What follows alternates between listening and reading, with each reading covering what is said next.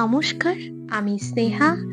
আপনাদের সকলকে জন্মাষ্টমীর অনেক শুভেচ্ছা জানাই।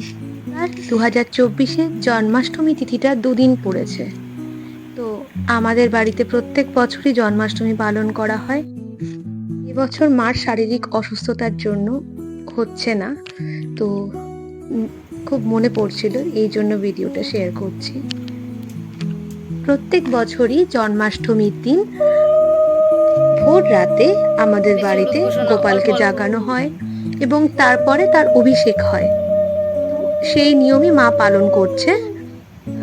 এখন প্রথমে ঠাকুরকে হলুদ মাখানো হচ্ছে, তারপর একে একে ফলের রস দেওয়া হবে, তারপর গঙ্গা জল, গোলাপ জল সব কিছু দিয়ে ঠাকুরকে একদম স্নান করানো হবে।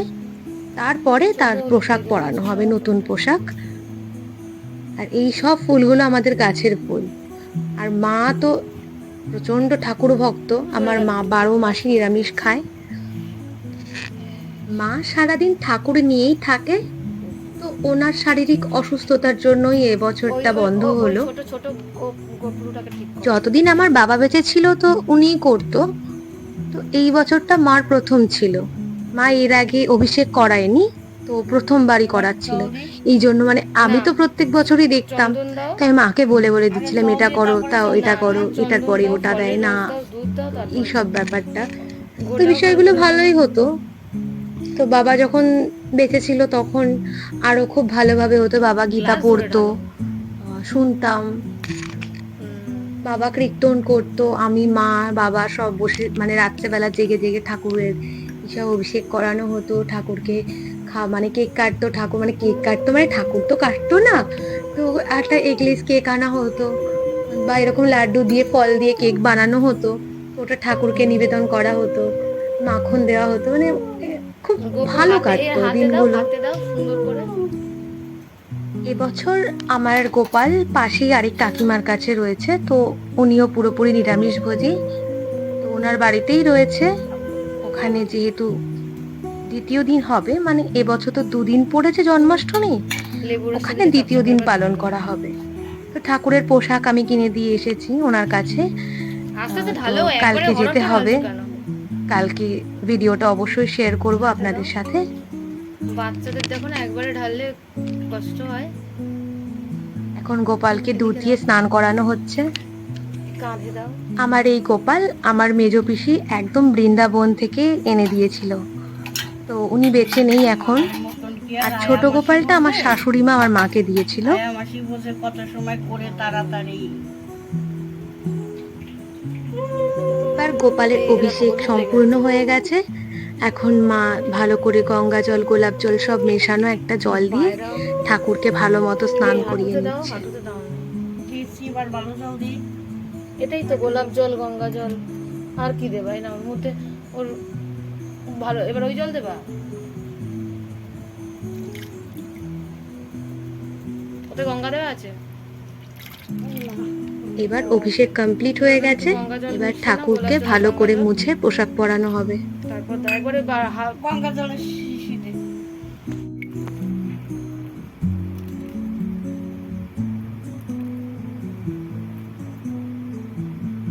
মুখটো কাচতে হালকা করে আলতো আলতো করে করবা, না তো সব সাজ উঠে যাবে। সবটা পার্মানেন্ট নয়, অ্যাক্রিলিক গুলো উঠে যাবে। হলো আমার গোপালের জামা, দুটো গোপালেরই, তবে সেম সেম পাইনি, এই জন্য দুটো আলাদা রকম নিতে হয়েছে। এই যে মহারাজা সেজে গুজে একদম রেডি। ছোট গোপালের চুলটা আমি পরাতে ভুলে গিয়েছিলাম। তাই তো।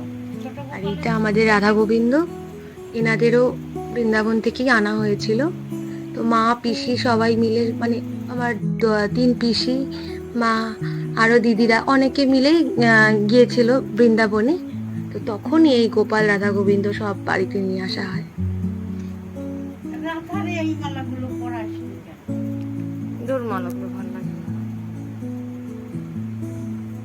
আর এই সব মালাগুলো মা নিজেই গেঁথেছে, আর ফুলগুলো সব আমাদের বাড়ির ফুল। আমাদের বাড়িতে ফুল কেনার প্রয়োজন হয় না, কোনোদিনই ফুল কেনার প্রয়োজন হয় না। যত অনুষ্ঠানই হয় না কেন আমাদের বাড়ির ফুল দিয়েই কমপ্লিট হয়ে যায়। বাইরের ফুলের প্রয়োজন হয় না।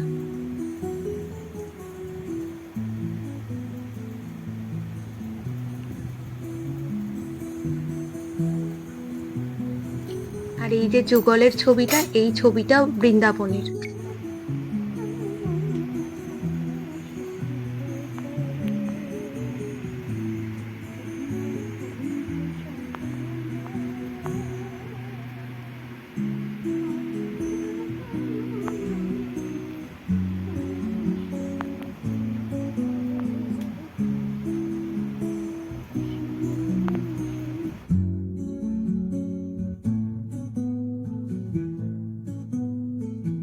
আর এই হলো আমার গোপালের কেক, লাড্ডু দিয়ে বানানো হয়েছিল।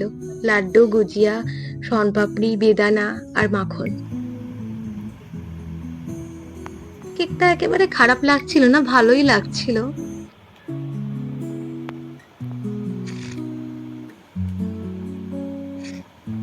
আর লাড্ডু গোপাল তো লাড্ডু আর মাখন পেলে তার আর কিছুই প্রয়োজন হয় না। এই যে আরতি হচ্ছে, মা আরতি করছে।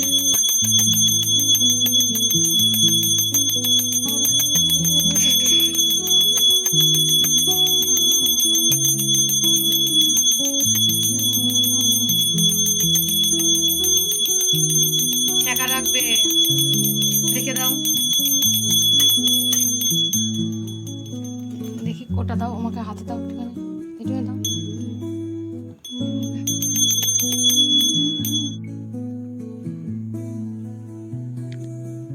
এই আরতির পরে ঠাকুরের মুখগুলোই যেন একদম চেঞ্জ হয়ে যায়, মানে একটা অন্যরকম একটা ভাইবস মানে ফিল করা যায়, মানে অন্য রকমই।